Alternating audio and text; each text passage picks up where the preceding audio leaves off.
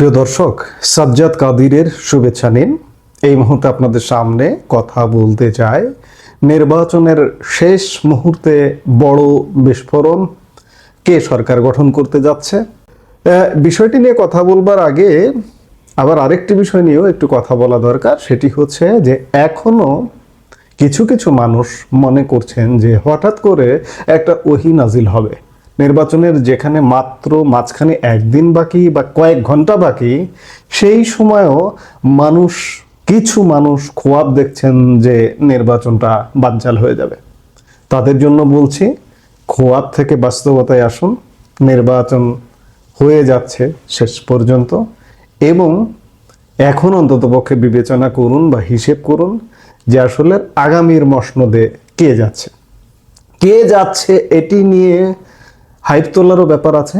যেমন জামাতে ইসলামের পক্ষ থেকে ব্যাপক একটা হাইপ তোলা হচ্ছে এই নির্বাচনটা শুরু থেকেই, বা বলা যায় যে এই 1.5 বছরে নানাভাবে হাইপ তোলা হয়েছে, এবং কিছু কিছু ক্ষেত্রে তাদের সাফল্যও দেখা গেছে। ছোট ক্ষেত্রে বড় সাফল্য, যেমন আমরা ছাত্র সংসদ নির্বাচনগুলোর কথা বলতে পারি, সেখানে তারা একচেটিয়া বিজয় পেয়েছে, এবং সেখান থেকে একটা ধারণা হচ্ছিল যে তারাই কি আসছে ক্ষমতায়। আবার সেই বিজয়টা তৈরি করাটাও কিন্তু নাটকীয় বিজয়। জামাতের বিজয়টা এই কারণেই তৈরি করেছিল তারা, এটাও একদম তৈরি করা বিজয়, স্বতঃস্ফূর্ত বিজয় নয়। তৈরি এ কারণেই করেছিল যে এই বিজয়টা যেন জাতীয় সংসদ নির্বাচনে প্রভাব ফেলে, মানুষের যেন একটা মনস্তাত্ত্বিক ধারণা হয়, ভাব হয় যে এবার জামাতি তো ক্ষমতায় আসছে, আমি ভোটটা কেন নষ্ট করব, ঠিক আছে আমি জামাতেই সিল মেরে দিলাম। কিন্তু সর্বশেষ বাস্তবতা বলছে জামাত ক্ষমতা থেকে যোজন যোজন পেছনে। বিএনপি এককভাবে ক্ষমতা বা সরকার গঠন করছে, জরিপ বলছে, সমীক্ষা বলছে। এখন ভোট কত পার্সেন্ট পড়বে সেটি বিবেচ্য বিষয় নয়। সেটি 5% হতে পারে, 10% হতে পারে, কিংবা সেই সরকারটি কতদিন, কয় মাস, কয় বছর স্থায়ী হবে, সেটি দেশীয় রাজনীতি, আন্তর্জাতিক পরিস্থিতি, বিভিন্ন বিষয়, বিভিন্ন সূচক নির্ধারণ করবে সেই সরকারটির আয়ুষ্কাল। ইতিমধ্যে নির্বাচনী প্রচার আজ সকাল 7:30 থেকে শেষ হয়ে গেছে, কিন্তু তার আগেই প্রকাশ পেল এক চাঞ্চল্যকর জনমত সমীক্ষার রিপোর্ট। কার পলে হাওয়া বেশি, কার জয় জয়কার, আর কার ভরাডুবি। 41,500 ভোটারের মতামতের ভিত্তিতে উঠে এসেছে এক অভূতপূর্ব তথ্য। বিএনপি কি সত্যিই 2/3 আসনে জয়লাভ করতে যাচ্ছে? আর জামাত ও এনসিপি জোটের আসন সংখ্যাই বা কত? গতকাল সোমবার বিকেলে রাজধানী ঢাকার কৃষিবিদ ইনস্টিটিউশনে Eminence Associates for Social Development EASD তাদের এই দীর্ঘ সমীক্ষা রিপোর্ট প্রকাশ করেছে।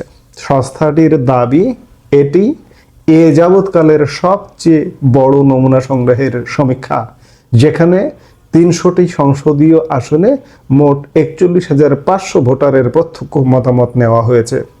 এটি কোনো অনুমান নয়, বরং সাধারণ মানুষের মনের প্রতিফলন হিসেবে দাবি করছে সংস্থাটি। এই রিপোর্টে উঠে এসেছে রাজনৈতিক দলগুলোর ভবিষ্যৎ চিত্র। চলুন দেখে নেই যে 300 আসনে জাতীয় নির্বাচনে কোন দল কতটি আসন পেতে পারে বলে ইঙ্গিত দিয়েছে এই সমীক্ষা। এর মধ্যে 12 ফেব্রুয়ারি নির্বাচন হচ্ছে আসলে 299টি আসনে। একটি আসনে একজন জামাত প্রার্থী মৃত্যুবরণ করায় সেই আসনটির নির্বাচন স্থগিত রয়েছে। সমীক্ষা বলছে বিএনপি জোট। রিপোর্টের সবচেয়ে বড় চমক এখানেই, তারেক রহমানের নেতৃত্বাধীন বিএনপি জোট প্রায় 208টি আসনে জয়লাভ করতে পারে, অর্থাৎ একক সংখ্যাগরিষ্ঠতা নিয়ে সরকার গঠনের পথে তারা অনেকখানি এগিয়ে। জামাত এনসিপি জোট, যারা নির্বাচনের মাঠে তীব্র প্রতিদ্বন্দ্বী হিসেবে নিজেদের জানান দিচ্ছে, সেই জামাত ও এনসিপি জোটের সম্ভাব্য আসন সংখ্যা বলা হয়েছে 46টি। এরশাদের জাতীয় পার্টি পেতে পারে মাত্র 3টি আসন, নির্দল প্রার্থীরা 17টি এবং অন্যান্য ছোট দলগুলি 4টি আসনে জয়ী হতে পারে। এই তথ্য এটাই ইঙ্গিত দিচ্ছে যে বাংলাদেশের রাজনীতিতে আবারও দ্বিদলীয় মেরুকরণ থেকে সরে এসে বিএনপি এক শক্তিশালী অবস্থানে ক্ষমতার মসনদে ফিরে আসছে। শুধু আসনের সংখ্যায় নয়, জনসমর্থনের হারের দিকে তাকালে বিষয়টি আরো স্পষ্ট হয়। ইএএসডির তথ্য মতে বিএনপিকে ভোট দেওয়ার ইচ্ছা প্রকাশ করেছেন প্রায় 66.3% ভোটার। দ্বিতীয় অবস্থানে থাকা জামাতে ইসলামের প্রতি সমর্থন রয়েছে 11.9% মানুষের। আশ্চর্যের বিষয় হলো, বৈষম্য বিরোধী ছাত্র আন্দোলনের নেতাদের গড়া এনসিপি মাত্র 1.7% সমর্থন পেয়েছে। জাতীয় পার্টির সমর্থন 4% এবং নির্দল প্রার্থীদের ক্ষেত্রে এটি 2.6%। এর মানে দাঁড়ায় দেশের অর্ধেকেরও বেশি মানুষ এই মুহূর্তে বিএনপিকেই ক্ষমতায় দেখতে চাইছে। এই জরিপের বাইরে সম্প্রতি আরও একটি জরিপ প্রকাশিত হয়েছিল। সেখানে প্রশ্ন করা হয়েছিল যে জনগণ প্রধানমন্ত্রী হিসেবে কাকে দেখতে চান। সেই জরিপেও বড় ব্যবধান দেখা গেছে। সেই জরিপের জনমত বলছে 47.6% মানুষ মনে করেন তারেক রহমানই হতে যাচ্ছেন বাংলাদেশের পরবর্তী প্রধানমন্ত্রী। অন্যদিকে জামায়াত আমির শফিকুর রহমানকে প্রধানমন্ত্রী পদে দেখতে চান 22.5% মানুষ। অর্থাৎ নেতৃত্বের লড়াইয়ে তারেক রহমান এই মুহূর্তে জনগণের প্রথম পছন্দ। আমি শুরুতেই বলেছি, আজ মঙ্গলবার ইতিমধ্যেই সকাল 7:30টায় আনুষ্ঠানিকভাবে ভোটের প্রচার শেষ হয়েছে।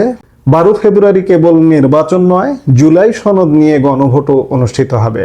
এখন প্রশ্ন হলো, যারা এখনো ভাবছেন যে নির্বাচন হয়তো কোনো অদৃশ্য কারণে হবে না, তারা কি ভুল ভাবছেন? সার্বিক পরিস্থিতি বলছে নির্বাচন হচ্ছে এবং জামাতের জয়ের হাইপ থাকলেও জয়ের বন্দরে শেষ পর্যন্ত বিএনপি পৌঁছাবেন, এটি বিভিন্ন পরিসংখ্যান বলছে। বিএনপি ক্ষমতায় গেলে সেই সরকার ঠিক কতদিন টিকবে বা কিভাবে পরিস্থিতি সামলাবে, সেটি এখন বড় আলোচনার বিষয়। তবে সমীক্ষার ফল যদি বাস্তবের প্রতিফলন হয়, তবে বিএনপি একটি বিশাল ম্যান্ডেট নিয়ে ফিরতে যাচ্ছে। সেটি আমি বললাম যে ক্লাসে স্টুডেন্ট কজন, 5 জন নাকি 500 জন? 5 জনের মধ্যেও কেউ ফার্স্ট হয়, আবার 500 জনের মধ্যেও কেউ ফার্স্ট হয়। এখন দেখার বিষয় যে ভোট কত শতাংশ পড়ে এবং কত শতাংশ ভোটের মধ্যে বিএনপি নির্বাচিত হয়ে ক্ষমতায় যাচ্ছে, সেটি দেখতে হলে নিশ্চয়ই 12 তারিখ পর্যন্ত অপেক্ষা করতে হবে। দর্শক, জনমত সমীক্ষা অনেক সময় বাস্তব ফলের সাথে মিলে যায়, আবার কখনো উল্টোটা হয়।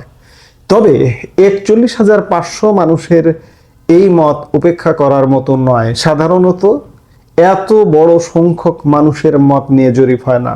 5,000, 7,000, 10,000, 12,000 ম্যাক্সিমাম মানুষ নিয়ে, 300 আসনের মানুষ নিয়ে জরিপগুলো হয়। কিন্তু তারা জরিপ করেছে 41,500 মানুষের মত নিয়ে। আপনার এলাকা থেকে কোন দল জয়ী হতে পারে বলে আপনি মনে করেন? আপনার প্রিয় নেতাকে আমাদের কমেন্ট বক্সে লিখে জানান। এই মুহূর্তে এ পর্যন্তই। সবাই ভালো থাকুন, সুস্থ থাকুন। আমাদের ভিডিওগুলো নিয়মিত পেতে সাবস্ক্রাইব করুন Sajjad Kadir and the legends YouTube channel এবং লাইক, কমেন্ট, শেয়ার করে সাথে থাকুন।